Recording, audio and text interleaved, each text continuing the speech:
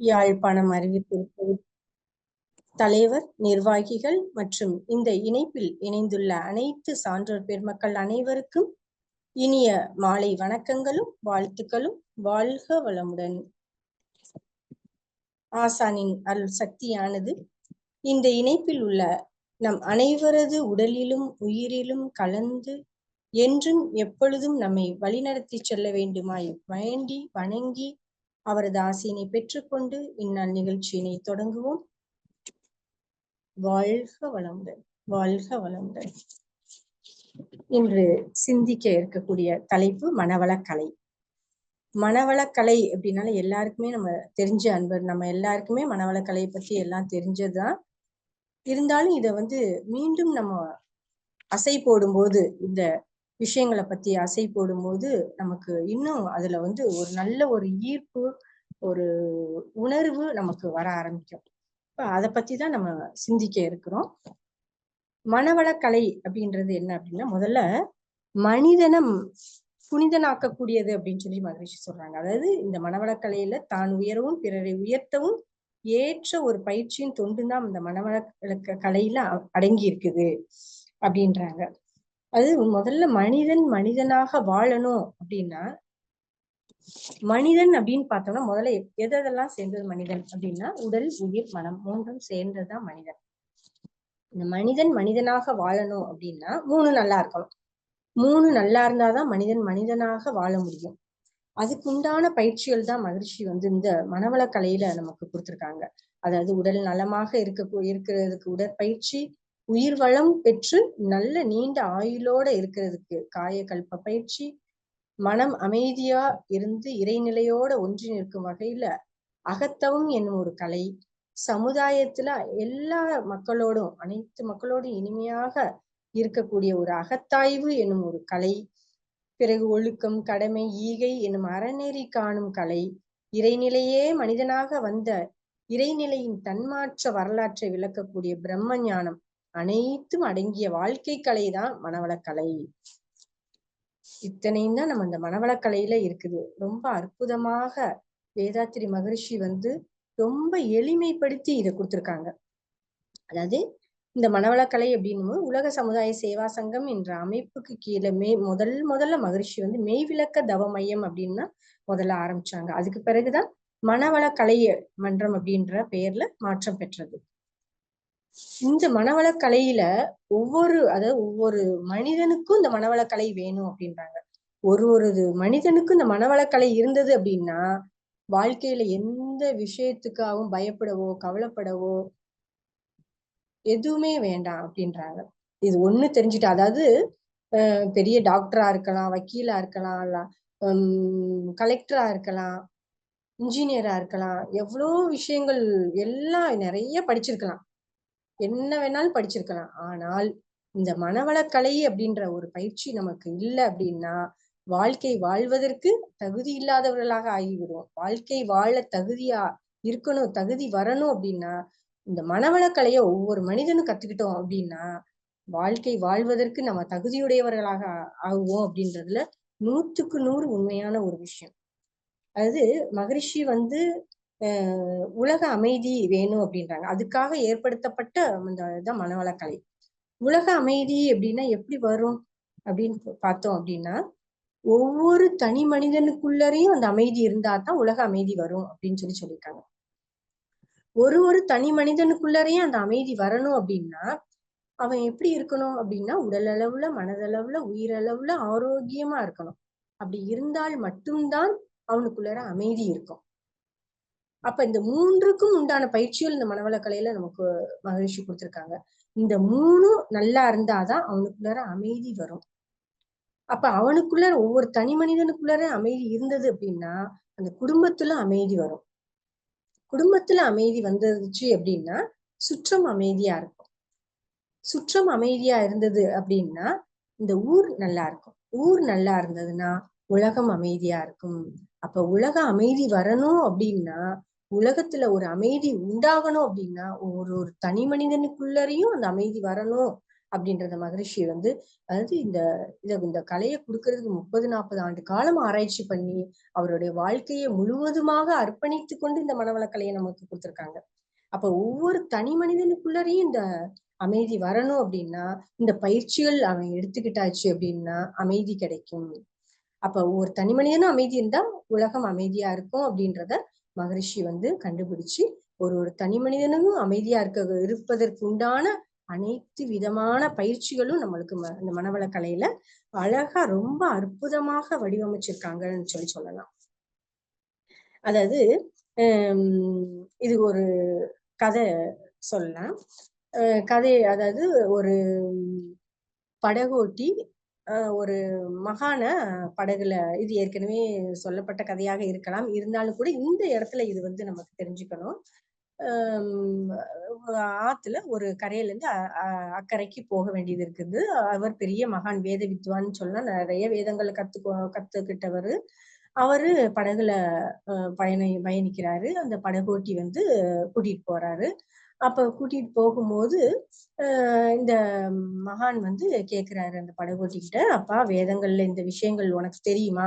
ஏதோ ஒரு கேள்வியை கேட்டு இதெல்லாம் உனக்கு தெரியுமா அப்படின்னு சொல்லி கேக்குறாரு. அப்ப அவர் சொல்றாரு, ஐயா சாமி எனக்கு இது தெரியாதே அப்படின்னு சொல்லி சொல்றாரு. அடாடா, வாழ்க்கையில கால்வாசி இத நீ இழந்துட்டப்பா, கால்வாசி வாழ்க்கையை நீ இழந்துட்ட அப்படின்னு சொல்லி சொல்றாரு. ஐயோ அப்படியா அப்படின்னு சொல்றாரு. கொஞ்சம் தூரம் போறாரு. கொஞ்சம் தூரம் போகும்போது இன்னொரு அதே மாதிரி இந்த வேதத்துல இந்த விஷயங்கள் இது தெரியுமா அப்படின்னு சொல்லி கேட்கும்போது, சாமி இதுவும் எனக்கு தெரியாது சாமி அப்படின்னா. அடடா, வாழ்க்கையில பாதி நாள நீ வேஸ்ட் பண்ணிட்டியப்பா அப்படின்னு சொல்லி சொல்றாரு. இன்னும் கொஞ்சம் தூரம் போகும்போது இன்னும் ஒரு கேள்வி கேட்கிறாரு.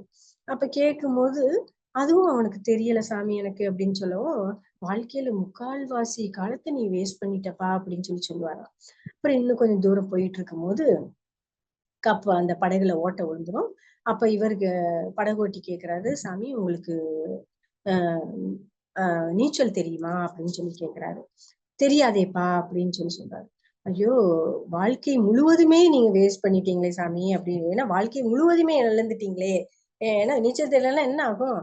ஒண்ணும் பண்ண முடியாது, அவ்வளவுதான், மூழ்க வேண்டியதான். அப்ப வாழ்க்கையில முழுவதையும் நீங்க வேஸ்ட் பண்ணிட்டீங்களே அப்படின்னு சொல்லி சொல்லுவாரா. அப்ப அது என்ன அப்படின்னா, நம்ம எவ்வளவுதான் கலைகள் எவ்வளவு கத்துக்கிட்டு எவ்வளவு தெரிஞ்சுக்கிட்டாலும் இந்த மனவளக்கலை அப்படின்ற ஒரு பயிற்சி தெரிஞ்சுக்கலன்னா, ஏன்னா அதுலதான் வாழ்க்கைனா என்ன, வாழ்வின் நோக்கம் என்ன, வாழ்க்கை எப்படி வாழ்வது, மனிதனாக வாழ்வது அப்படின்ற அத்தனை விஷயங்களும் இந்த மனவளக்கலையில தான் இருக்கிறனால இது ஒண்ணு தெரிஞ்சு வச்சுக்கிட்டோம்னு வச்சுக்கோங்களேன், எவ்வளவு நமக்கு தெரிஞ்சு எவ்வளவு செல்வங்கள் இருந்தாலும் எவ்வளவு அறிவுல உயர்ந்திருந்தாலும் நமக்கு இந்த ஒரு கலையை நம்ம தெரிஞ்சுக்கிட்டோம் அப்படின்னா வாழ்க்கையில உயர்வான நிலைக்கு உன்னதமான ஒரு நிலையை நம்மளால அடைய முடியும் அப்படின்றதுக்குதான் மகிழ்ச்சி வந்து இந்த அற்புதமான ஒரு பயிற்சியை வடிவமைச்சு நமக்கு கொடுத்திருக்காங்க. முதல்ல இந்த இதுல வந்து மனவளக்கலையில 4 அங்கங்கள் பிரிச்சிருக்காங்க. அது என்னென்ன அப்படின்னு பார்த்தோம்னா, அகத்தவம், அகத்தாய்வு, குணநலப்பேறு, முழுமை பேறு அப்படின்ற 4 அங்கங்கள். முதல்ல அகத்தவம் அப்படின்னு பார்த்தோம்னா, நம்ம மனதை ஒருநிலைப்படுத்து. முதல்ல அதுக்கு முன்னாடி உடல் ஆரோக்கியமா வச்சுக்கணும். உடல் ஆரோக்கியமா இருந்தாதான் மனதை நல்லபடியா ஒருநிலைப்படுத்த முடியும்.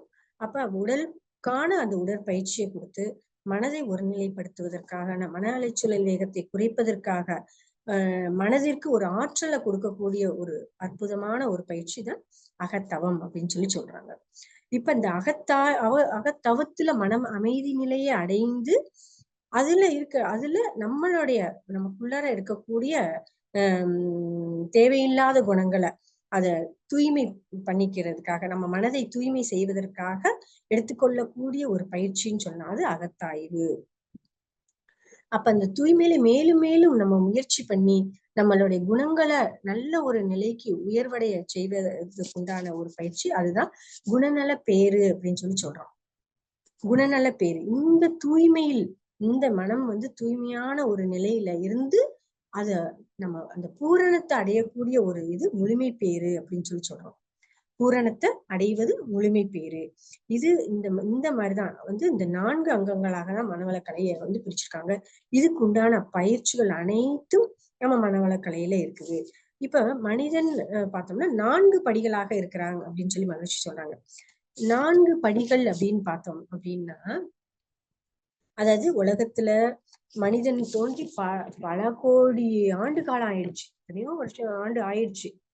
உம் அதாவது அந்த சுத்த வெளியில இருந்து ஒரு உயிர் தாவரத்துல இருந்து பிரபஞ்சமாகி ஒரு உயிர் தாவரம், 2வது உயிர், 3வது, 4வது, 5வது உயிர், 5வது விலங்கினங்கள், அடுத்ததாக 6வதாக மனிதன் வந்திருக்கான்.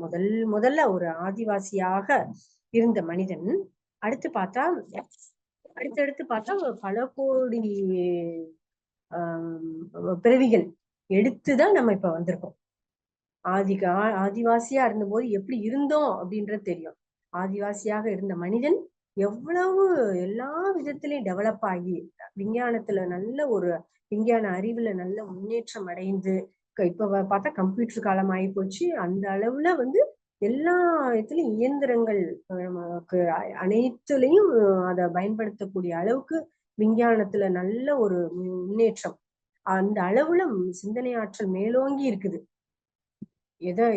என்னென்ன கண்டுபிடிக்க முடியுமோ அத்தனை விஷயங்களையும் கண்டுபிடிச்சு மனிதன் ஒரு உயர்வான நிலையில அவனோட சிந்தனை ஆற்றல் மேலோங்கி இருக்குது. அந்த அளவுக்கு மனிதன் உயர்வடைஞ்சிட்டான்.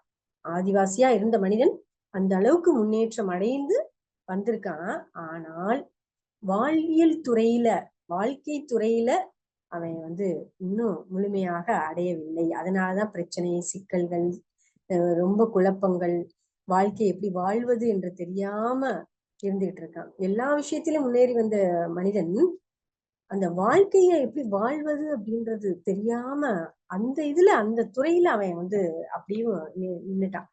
அதுதான் அதாவது மனித வாழ்வில முதல்ல அந்த மனித உருவுல உலகத்துல பிறந்திருக்கோம் பார்த்தீங்களா, அதுதான் முதல் படி அப்படின்னு சொல்றாங்க. மனித உருவுல உலகில் பிறந்தது முதல் படி அப்படின்னு சொல்றாங்க. அது முதல் படி. 2வதாக விலங்கின பதிவுகள், அதாவது விலங்கினங்கள்ல இருந்து மனிதனாக வந்திருக்கோம். அப்ப அத்தனை பதிவுகளும் விலங்கின பதிவுகள் நமக்குள்ளார இருக்குது. அப்ப அதுல இருந்து மனிதனாக மாறணும். அப்ப மனித இன அந்த அமைப்புக்கு ஏற்றபடி நம்ம வாழ கற்றுக்கொள்ளணும். விலங்கினங்களாகத்தான் நம்ம வாழ்ந்துட்டு இருக்கோம். அப்ப அந்த விலங்கின பதிவுகள்ல இருந்து மனிதனாக மாறி அந்த மனிதனாக வாழ கற்றுக்கொண்டு அதுக்கு பழகி அந்த வாழ்க்கையை நடத்த வேண்டியது அப்படின்றது இதுதான் மனித வாழ்க்கையில 2வது படியாக இருக்குது அப்படின்றாங்க. அடுத்தது பார்த்தோம் அப்படின்னா, அது பல பிறவி எடுத்துட்டு வந்துட்டோம். விலங்கினங்கள்ல இருந்து மனிதனாக வந்திருக்கோம். நமக்கு முன்னாடி கோடான கோடி பிறவி எடுத்து வந்திருக்கோம். அப்ப அத்தனை பிறவிகள்லயும் நம்ம செயல் செஞ்சிருக்கோம். அந்த செயல்கள்ல எந்த செயல் செய்வதற்கு ஒரு விளைவு இருக்குது அப்படின்ற அந்த விளைவை அறியாம செயல் செஞ்சு நிறைய விளைவுகளை அனுபவிச்சு அது அனைத்து விளைவுகள், செயலுக்கு உண்டான விளைவுகள் அனைத்தும் கருமையத்துல சேர்த்து வச்சுட்டு இருக்கோம். அத்தனை பதிவாயிருக்கு. எல்லா இதுவும் எந்த செயலுக்கும் விளைவு அப்படின்றது தெரியாம எல்லா செயல்களையும் செஞ்சுட்டு வந்திருக்கோம். ஆனா எல்லாமே என்ன ஆயிரும், நமக்குள்ளார கருமையத்துல பதிவாயிருக்கும். அந்த பதிவுகளை தவமும் அறமும் இணைந்த ஆன்மீக வாழ்க்கையின் மூலமாக தூய்மை செஞ்சுக்கணும் அப்படின்றது. அப்ப தூய்மை செஞ்சுக்கும் போது மனிதன் வாழ்வும் அமைதி நிலையத்தான் 3வது படி அப்படின்னு சொல்றாங்க. தூய்மை செஞ்சுக்கிட்டு மனிதன் வாழக்கூடிய அந்த ஒரு அமைதியான நிலை 3வது படி. அடுத்தது பார்த்தோம்னா, இந்த இதுல நம்ம தவம், அறம் இதெல்லாம் செஞ்சு அந்த ஆன்மீக வாழ்க்கையில மூலம் நம்மளோட தூய்மை செஞ்சு அமைதியான நிலையில இருந்து இறைநிலையே உணர்ந்து அறிவில முழுமை அடைந்து நம்ம பிறவி கடலை கடக்கணும். அப்ப அதுக்கு என்ன பண்ணணும், அந்த பிறவி கடலை கடக்கணும் அப்படின்னா நம்ம இறைநிலையை முழுமையா உணர்ந்தணும். நம்மளோட 6வது அறிவின் சிறப்ப உணர்ந்து அப்ப நம்ம முழுமை அடையணும். அப்ப அதுல அன்பும் கருணையும் கொண்டு, அன்பும் கருணையோட இருக்கு. இறைநிலையை உணரும் போது அந்த அன்பும் கருணையும் மலர ஆரம்பிக்குது. அப்ப அந்த அன்பும் கருணையுமோட எல்லா உயிர்களுக்கும், எந்த உயிருக்கும் துன்பம் அளிக்காம துன்பப்படக்கூடிய உயிர்களுக்கு முடிஞ்ச வரைக்கும் உதவி செய்வது, இதுதான் 4வது படியாக சொல்றாங்க. இது 4வது படி. இப்ப மனிதன் வந்து எல்லாரும் முதல் படியில தான் இருக்கோம் அப்படின்னு சொல்றாங்க. இந்த முதல் படியில இருந்து அடுத்தடுத்த படிக்கு உயர்வடையணும். அப்ப என்ன பண்ணணும் அப்படின்னா, மனிதனுக்கு செயல் விளைவு தத்துவ ஞானம் கண்டிப்பாக வேணும் அப்படின்றாங்க. சரி, இந்த இந்த இதுல செயல் விளைவு தத்துவ ஞானம் வந்து இதுவும் மகரிஷி வந்து இந்த மனவளக்கலையில கொடுத்திருக்காங்க. இந்த ஞானம் தான் மனிதனுக்கு என்ன ஆகுதுன்னா, மன தூய்மையும் வினை தூய்மையும் கொடுத்து நம்மள நேர் வழியில இறைநிலைக்கு அழைத்து செல்லுது. மன தூய்மை அடைய முடியுது, வினை தூய்மையை கொடுத்து நம்மள நேர் வழியில அந்த இறைநிலையக்கு அழைத்து செல்லுது. அப்ப பிரம்ம ஞானம் அப்படின்ற வேணும். செயல் விளைவு தத்துவம் இது உணர்ந்துட்டோம் அப்படின்னா, பிரம்ம ஞானமும் செயல் விளைவு தத்துவம் உணர்ந்துட்டோம் அப்படின்னா, முதல் படியில இருந்து நம்ம அடுத்த நிலைக்கு வர முடியும். அடுத்த 4வது படி வரைக்கும் நம்மளால மேலோங்கி விடலாம் அப்படின்றாங்க. அப்ப இந்த விஷயங்கள்ல முதல் படியில இருந்து அப்படியே இருக்கக்கூடாது. அடுத்தடுத்த நிலைக்கு உயர்வடைந்து 4வது படிக்கு வரணும். அப்ப இந்த 4வது படி வரைக்கும் வரணும்னா அதுக்கு நமக்கு தெளிவு வேணும். அந்த தெளிவை கொடுக்கக்கூடியதுதான் அந்த மனவளக்கலை பயிற்சி. அதுக்கு தகுந்த மாதிரிதான் இந்த மனவளக்கலை பயிற்சிகள் வடிவமைக்கப்பட்டிருக்குது அப்படின்னு சொல்லி மகிழ்ச்சி சொல்றாங்க. அதைத்தான் மகிழ்ச்சி வந்து இந்த மனவளக்கலை பொது சொத்து அப்படின்றாங்க. எல்லாருக்கும் இது வேணும், கண்டிப்பாக வேணும் அப்படின்றாங்க. அதுல ஒரு பாடல்கள் நம்ம பார்ப்போம். பிழை போக்கி தரம் உயர்த்து மனவளக்கலையை பேருலக மக்கள் எல்லாம் பெற்று நலம் காண தலைத்த ஒரு நல்லெண்ணம் தக்க வலுப்பெற்று தவ பயிற்சி உடற்பயிற்சி தற்சோதனைகள் பிழை நீக்கி முழு ஆயுள் பெற காயக்கல்பம் பிள்ளைகளும் குடும்பமும் நற்பேறு பெற்று துய்க்க அழைக்கின்றேன் உலகோரே அன்பின் பெருக்கத்தால் அனைவருக்கும் பொது சொத்தாம் அறிவுக்கலை கொள்வீர். மனவளக்கலை வந்து அறிவுக்கலை சொல்லலாம். இப்ப எல்லாரும் கண்டிப்பா வாங்க. இந்த இதுல எல்லாம் உடற்பயிற்சி, உயிருக்கான காயக்கல்ப பயிற்சி, மனதுக்கான தவ பயிற்சி, நம்மளுடைய பிழைகள் நீங்கி அடுத்த நிலைக்கு வர்றதுக்கு இது ஒரு நல்ல ஒரு அறிவுக்கலை அப்படின்னு சொல்லி சொல்றாங்க. அப்ப இது கண்டிப்பாக ஒரு மனிதனுக்கும் இந்த பயிற்சிகள் வேணும் அப்படின்னு சொல்லி சொல்றாங்க. இந்த பயிற்சிகளை கத்துக்கிட்டு நம்ம அடுத்தடுத்த நிலைக்கு உடல் அந்த நம்மளுடைய வாழ்க்கையின் நிலைய நம்ம உயர்த்தலாம். ஏன்னா இந்த சமுதாயத்துல எப்படி வாழணும், உடல் நல்லா வச்சுக்கிறோம், மனதை நல்லா வச்சுக்கணும், இந்த சமுதாயத்துல எப்படி வாழணும் அப்படின்றதுக்கெல்லாம் நமக்கு கண்டிப்பாக பயிற்சிகள் வேணும்.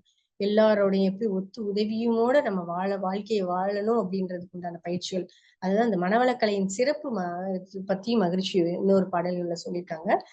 வாழ்க்கை தத்துவம் என்ன மாறாய்தல் ஆசை வளமாக்கி சீரமைத்து சினம் தவிர்த்து அறிவறியும் வழிகள் எல்லாம் மனவளக்கலை பயில கிட்டும். இந்த மனவளக்கலை கத்துக்கிட்டோம் அப்படின்னா வாழ்க்கையின் தத்துவத்தை தெரிஞ்சுக்கலாம், எண்ணத்தை ஆராய்ச்சி பண்ணிக்கலாம், ஆசையை வளமாக்கி சீரமைத்து நம்மளுடைய சினத்தை தவிர்த்துக்கலாம், கவலை வாழ்க்கையில எந்த நேரத்திலையும் வராமல் காத்து கொள்ளணும் அப்படின்னா இந்த அறிவறியும் இதெல்லாம் இதை பற்றின அறிவறியக்கூடிய அந்த வழிகள் எல்லாம் இந்த மனவளக்கலை கத்துக்கிட்டோம் அப்படின்னா நமக்கு எல்லாமே கிட்டும்.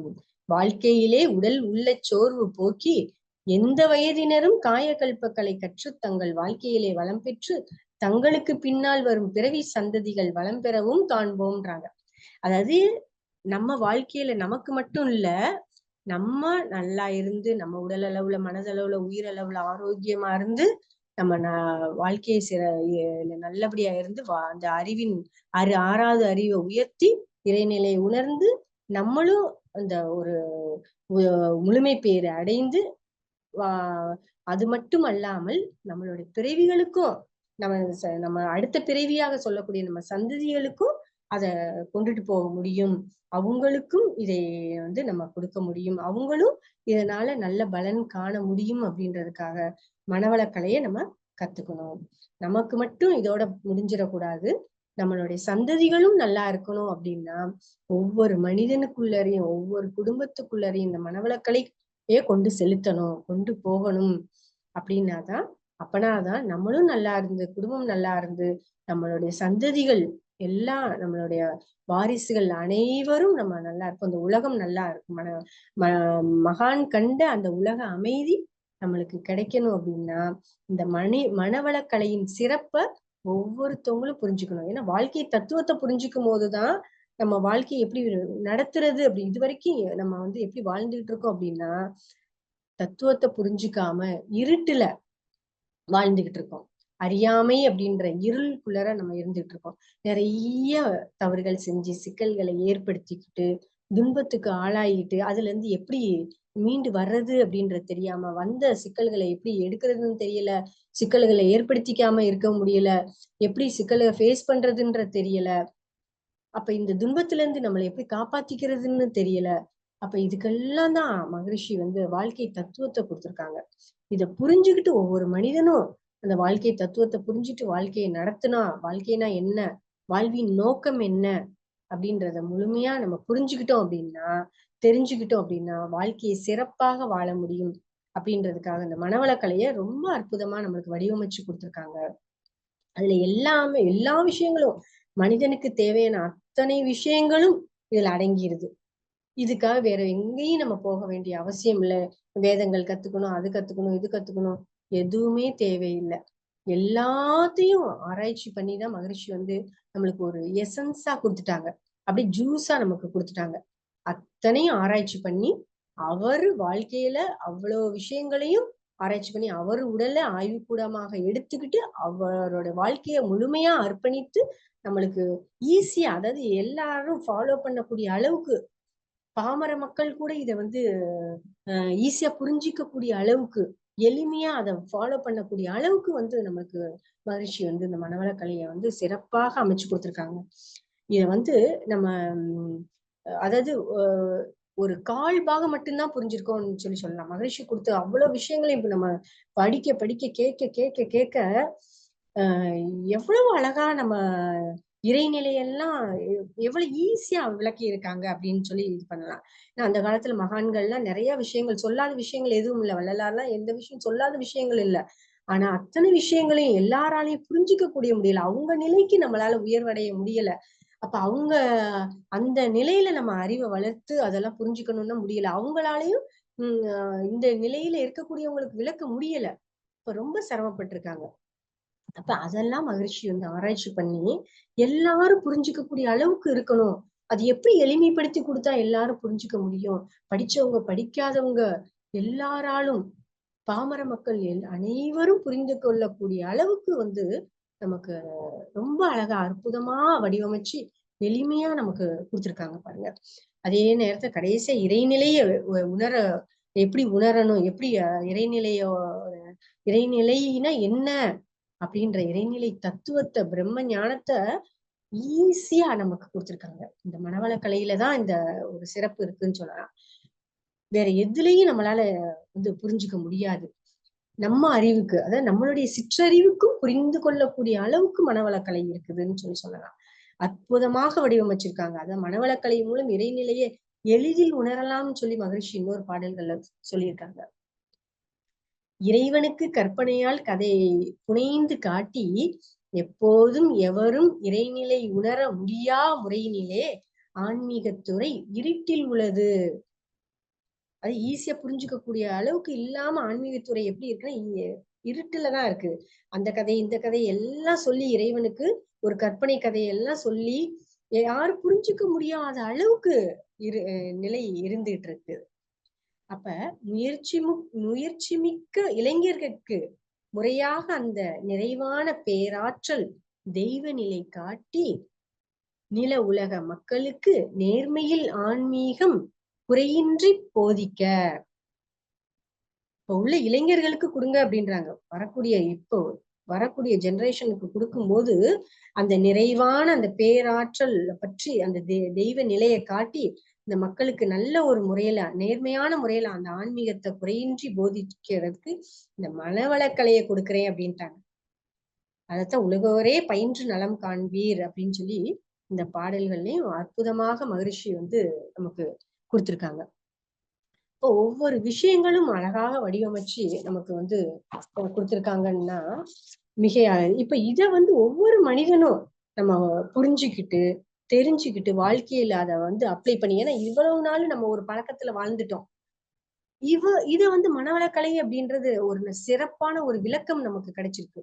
இந்த பழக்கத்திற்கும் விளக்கத்திற்கும் இடையே போராடி கொண்டிருப்பன் தான் மனிதன். இந்த பழக்கத்திலிருந்து விளக்கத்துக்கு வழி, விளக்க வழி அதுதான் மனவளக்கலை. அந்த விளக்க வழியில நம்ம வாழ்ந்துட்டோம் அப்படின்னா, நம்ம இந்த பிறவியிலேயே அடுத்தடுத்த பிறவி எடுக்கணும்ன்ற அவசியம் இல்ல. இந்த பிறவியிலே நம்ம முழுமை பேறு அடைய முடியும். பிறவியின் நோக்கத்தை அடைய முடியும். இறைநிலையை உணர்ந்து பிறவியின் நோக்கத்தை அடைந்து முழுமை பேறு அடைய முடியும்ன்றார் மகரிஷி. ஏன்னா நம்ம செயல் செய்ய தெரியாம வினைப்பு அந்த எல்லா பதிவுகளையும் எடுத்துக்கும் போதுதான் அடுத்து அந்த வினைகளை கழிக்கிறதுக்காக தான் அடுத்தடுத்த பிறவிகள் எடுத்து போய்கிட்டே இருக்கும். அப்ப அடுத்தடுத்த பிறவிகள் எடுத்து போனா எப்ப நம்மளுடைய வினைகளை கழிச்சு எப்ப நம்ம முழுமை பேர் அடைகிறது. ஆனா இந்த மனவளக்கலைய முழுமையா கத்துக்கிட்டோம் புரிஞ்சுக்கிட்டோம் அப்படின்னா நம்ம முழுமையா இந்த பிறவியிலேயே நம்மளால அந்த முழுமை பேரை அடைய முடியும்ன்றது 100% கேரண்டி மகரிஷி சொல்றாங்க. அப்ப ஒவ்வொருத்தவங்களும் இந்த மனவளக்கலையை கத்துக்கிட்டு முழுமையாக புரிஞ்சுக்கிட்டு சும்மா கத்துக்கிட்டு போனோம் அப்படின்னு இல்லாம வாழ்க்கையில ஒவ்வொரு இடத்துலயும் அப்ளை பண்ணணும். அதுதான் முக்கியம். நம்ம கத்துக்கிட்டு சும்மா பேசுறதுக்கும் தத்துவத்தை போதிக்கிறதுக்கு மட்டும் கிடையாது இந்த மனவளக்கலை. வாழ்க்கையில ஒவ்வொருத்தவங்களும் அனுபவித்து உணர்ந்து அத செயல் செய்யணும். ஒவ்வொரு நொடி பொழுதும் அந்த மனவளக்கலையை நம்ம வாழ்க்கையில அப்ளை பண்ணி பண்ணி பண்ணி பண்ணி வாழ்க்கையை நடத்தணும் அப்படின்னா இந்த பிறவியிலே நம்ம முழுமை பேர் அடைஞ்சிரும். வாழ்வின் நோக்கத்தை அடைய முடியும். நம்ம மட்டும் இல்ல, அதாவது நம்ம மட்டும் அடைஞ்சா பத்தாது. இந்த மனவளக்கலைய உலகெங்கும் எடுத்துக்கொள்ளணும், உலகெங்கும் எடுத்துட்டு போகணும். அதுதான் மகரிஷியோட நோக்கம். அதுதான் அவருடைய ஆசையும் கூட. மகானோடைய அந்த ஆசையை நம்ம நிறைவேற்றணும் அப்படின்னா அவருக்கு கொடுக்க வேண்டிய காணிக்கை இதுதான் அப்படின்னு கேட்கிறாரு. இதுதான் அந்த மனவளக்கலையை உலகெங்கும் கொண்டுட்டு போகணும். எல்லாருக்குள்ளயும் எல்லா குடும்பத்திலையும் இதை கொண்டுட்டு போகணும். அப்ப ஒவ்வொரு மனவளக்கலை அன்பர்களும் இதுக்காக நம்ம முயற்சி பண்ணணும். இதுக்காக நம்மளுடைய வாழ்க்கையில முழுமையா இதை நம்ம பயன்படுத்தணும். அதாவது குடும்பம் ஒரு கண்ணுன்னா இந்த மனவளக்கலை அடுத்த கண்ணு. இந்த கண்ணு முக்கியமா இந்த கண்ணு முக்கியமானா நமக்கு 2 கண்ணுமே வேணும். ஒரு கண்ணு மட்டும் பத்தாது. 2 கண்ணுமே வேணும். இந்த உலகத்துல எல்லா விஷயங்களும் அனுபவிக்கணும் அப்படின்னா நம்மளுக்கு 2 கண்ணு வேணும். அது போலதான் நமக்கு குடும்பமும் வாழ்க்கை அப்படின்ற ஒரு கண்ணும் மனவளக்கலை இன்னொரு கண்ணும் நமக்கு அவசியம். பேலன்சிங்கா இருக்கணும். அப்ப அந்த மனவளக்கலைய ஒவ்வொரு மனவளக்கலை அன்பர்களும் கண்டிப்பாக இந்த உலகத்துக்கு எடுத்துட்டு போகணும். அதுதான் நம்ம அது நம்ம செலுத்தக்கூடிய நன்றி கடன் சொல்லலாம். மகான் நமக்காக நம்ம மனவளக்கலைக்குள்ள வர்றதுக்கு முன்னாடி நம்ம வாழ்க்கை எப்படி இருந்தது, நம்மளுடைய செயல்பாடுகள் எப்படி இருந்தது, நம்ம மனவளக்கலைக்குள்ள வந்த பிறகு நம்மளுடைய செயல்பாடுகள் எப்படி இருக்குது, நம்ம ஒரு வாழ்க்கையில ஒரு பிரச்சனைனா எப்படி ஃபேஸ் பண்றோம், எப்படி நம்மளால அதை தாங்கிக்க முடியுது அப்படின்னு நம்மளுக்கு தெரியும். அந்த வித்தியாசத்தை நம்மளால உணர முடிஞ்சது இல்ல. அப்ப நம்ம அந்த பயனை எவ்வளவு அனுபவிச்சிருக்கோம், எவ்வளவு அதனால நம்ம பெற்ற நன்மைகள் எவ்வளவு பல நிறைய நன்மைகளை நம்ம அடைஞ்சிருக்கோம். அப்ப அந்த நன்மைகள் நம்ம மட்டும் அடைஞ்சா பத்தாது. அதே மாதிரி அந்த மகானுக்கு செய்ய வேண்டிய அந்த நன்றி கடன் இந்த மனவளக்கலையை நமக்கு உலகெங்கும் கொண்டுட்டு போகக்கூடிய அளவுக்கு நம்மளுடைய செயல்பாடுகள் கண்டிப்பாக அமைஞ்சதுன்னா மகானுக்கு செய்யக்கூடிய அந்த நன்றி நம்ம வாழ்க்கையில நம்ம பல நன்மைகளும் அடைஞ்சிருக்கோம். அந்த நன்றி கடனை திருப்பி கொடுத்தே ஆகணும். இது நம்மளுடைய கடமை. குடும்பத்துக்கு செய்ய வேண்டிய கடமைகள் போல அந்த மனவளக்கலைய உலகத்துக்கு எடுத்துட்டு போகக்கூடியதும் நம்மளுடைய கடமை. இது தலையாய கடமை, நம்மளுடைய கடமை. கண்டிப்பாக ஒரு தனி மனிதனும் செய்ய வேண்டிய இது ரொம்ப ரொம்ப அவசியமான ஒன்றும் கூட சொல்லலாம். இத பண்ணணும் அப்படின்னா உலக மக்கள் அனைவரும் நல்லா இருப்பாங்க, சந்தோஷமா வாழ்வாங்க. உலகத்துல மகான் கண்ட அந்த உலக அமைதி கிடைக்க ஆரம்பிக்கும். கூடிய சீக்கிரத்துல அந்த அமைதி வரும். அப்ப அதுக்காக மகான் சொல்லியிருக்காங்க, அதுக்காக நம்ம ஒவ்வொருத்தவங்களும் முயற்சி பண்ணணும். ஒவ்வொருத்தவங்களும் விடாமுயற்சி, வெறும் முயற்சி கிடையாது, விடாமுயற்சி நம்ம பண்ணும்போது இந்த உலக அமைதி மகான் கண்ட அந்த மகான் எதிர்பார்த்த மகான் ஆசைப்பட்ட அந்த உலக அமைதி வர்றதுக்கு நம்ம ஒரு சின்ன ஒரு கருவி. நம்மளால முடிஞ்ச அந்தந்த வேலைகளை நம்ம செஞ்சுக்கிட்டே இருக்கணும். முடிஞ்ச வரைக்கும் எந்தெந்த வழிகள்ல எந்தெந்த நேரத்துல எந்தெந்த விஷயத்துல நம்மளுடைய உடல் அறிவு ஆற்றல் நம்மளுடைய இயல்பு நிலை வயது அதுக்கு தகுந்த மாதிரி எந்தெந்த வழிகள்ல எப்படி எல்லாம் நம்ம செய்ய முடியுமோ அப்படியெல்லாம் நம்ம அந்த மனவளக்கலைய நம்ம பரப்ப வேண்டியது நம்மளுடைய கடமை.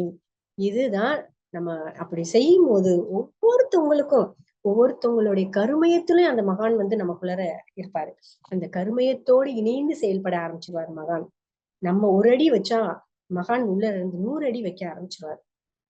அப்ப நம்ம செய்ய வேண்டியது முயற்சி, விடாமுயற்சி. இந்த மனவளக்கலையை எங்கெங்கெல்லாம் கொண்டு போய் சேர்க்க முடியுமோ அங்கங்கெல்லாம் கொண்டு போய் நம்ம சேர்க்க வேண்டியது நம்மளுடைய கடமையை நினைச்சு, நம்ம அனைவரும் நம்ம இந்த மனவளக்கலைய உலகத்துக்கு எடுத்துட்டு போறதுக்கு உண்டான செயல்பாடுகளை நம்ம விடாமுயற்சியோடு செய்வோம் என்று கூறிக்கொண்டு இந்த அற்புதமான இந்த சிந்தனையை நான் நிறைவு செய்து கொள்கின்றேன். இந்த சிந்தனையை கொடுத்த, இந்த வாய்ப்பை கொடுத்த தலைவர் அவர்களுக்கும் நிர்வாகிகள் அனைவருக்கும் எனது நன்றியினையும் வாழ்த்துக்களையும் தெரிவித்துக் கொள்கின்றேன். வாழ்க வளமுடன், வாழ்க வளமுடன், வாழ்க வளமுடன்.